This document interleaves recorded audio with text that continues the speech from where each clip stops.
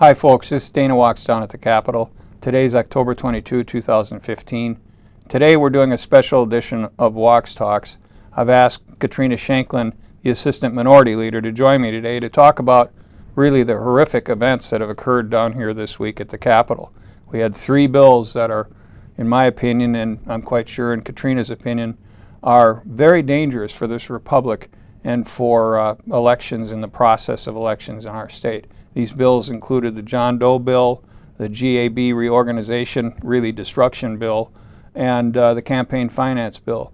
So what do you think, Katrina, about this week's events? Well, it's been a very tough week for the democratic process in the legislature, especially considering that the bills that we voted on this week will significantly alter the state of campaigns, elections, and our democracy for the future and potentially for generations to come. So I'm shocked by the Republican agenda, but I'm also very proud of Assembly Democrats for standing up against what I think is a very destructive agenda and doing the right and morally correct thing.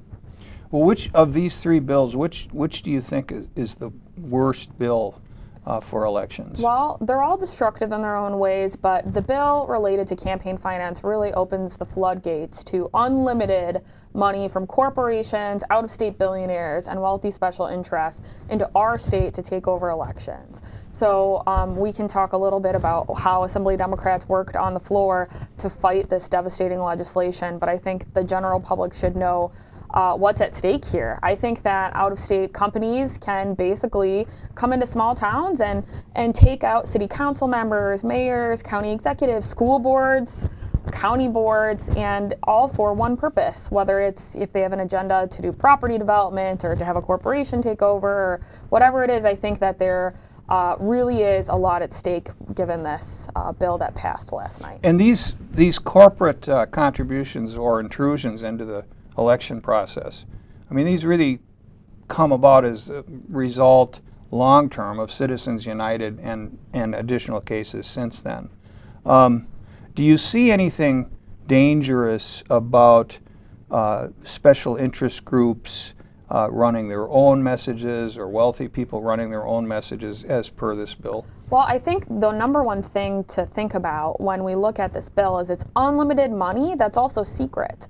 In most cases under this bill, these wealthy special interests who are taking over the message in a campaign don't even have to disclose who their donors are and who they are. And that says a lot. If someone has an agenda and they want to take over a school board, they won't even have to tell you who's paying for it. And so people should be very worried about not only the lack of transparency, but also the lack of accountability. It's really scary to think about candidates losing control over their message and having these outside groups from California or DC or Florida basically taking over a small town in Wisconsin and spreading their message.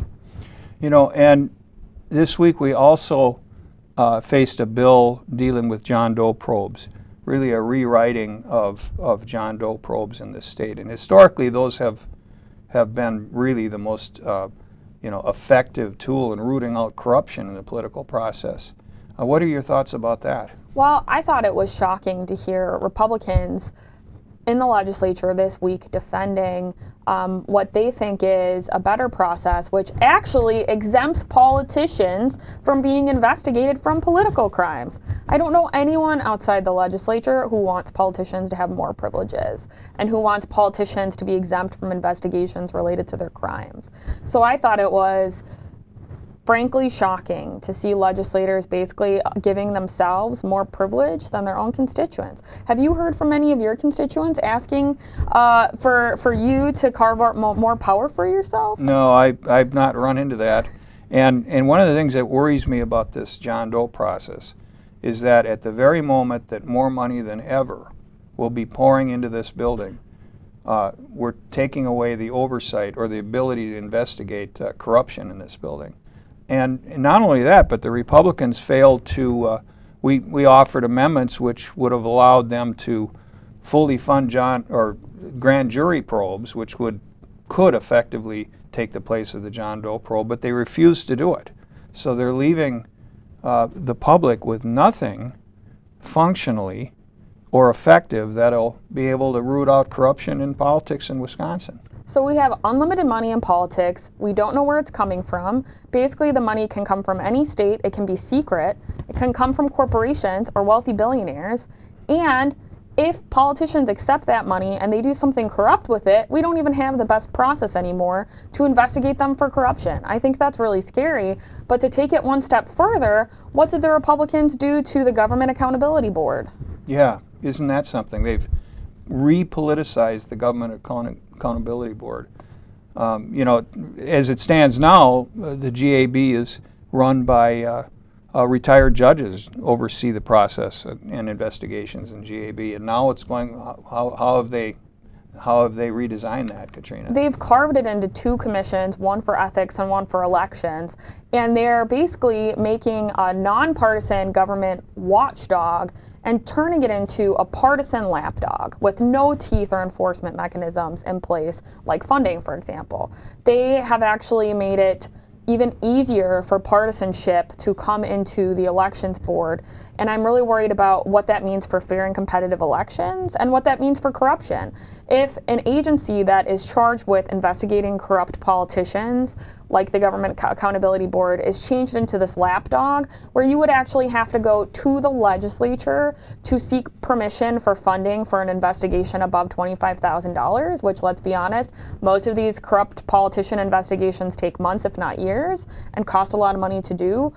What is going to happen to all the politicians committing corrupt acts when there's no money to fund the investigation? Because guess what? The legislature is not going to say, yes, we can investigate you if they're the ones who are being corrupt. So let me get this straight. Let's say they find that politician A is likely on the take. Somebody's buying his or her votes. What do they have to do to get permission to get funding to fund that investigation? What part of the legislature do they go to? They have to go to the Joint Finance Committee, which is the most powerful committee in the legislature. It's the Budget Committee, the Appropriations Committee. And guess what? The majority of the members on that committee are in the majority party. So if 12 members are saying no because a member of their own party is the one being investigated, how do you get an investigation? Answer is you don't. You've got zero. So if, and let's hope this isn't the case, but let's say, the state of New York was run by a corrupt group of politicians for many, many years. They called it Tammany Hall.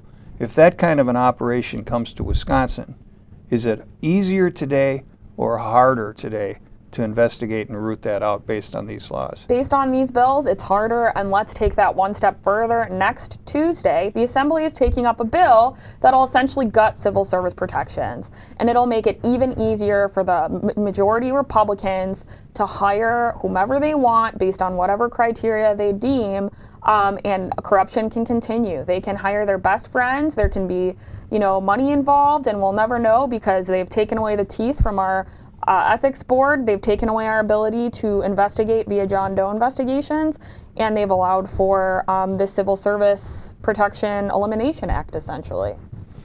So that's your update from the Capitol. This is Dana Wachs from the 91st Assembly District, interviewing Katrina Shankland, the Assistant Minority Leader. And that's the way things stand down here this week. Thank you, Representative Wachs, for standing up for the people of Wisconsin. And I just want to let everyone know that Democrats will continue to fight for your free speech, for your equal protection under the law, and especially for fair elections, for open government, and for clean government. There's never been anything quite like this in the Capitol. This week has been devastating for our democracy, but we'll continue to stand up for the people, and we'll fight until we can make this a better place.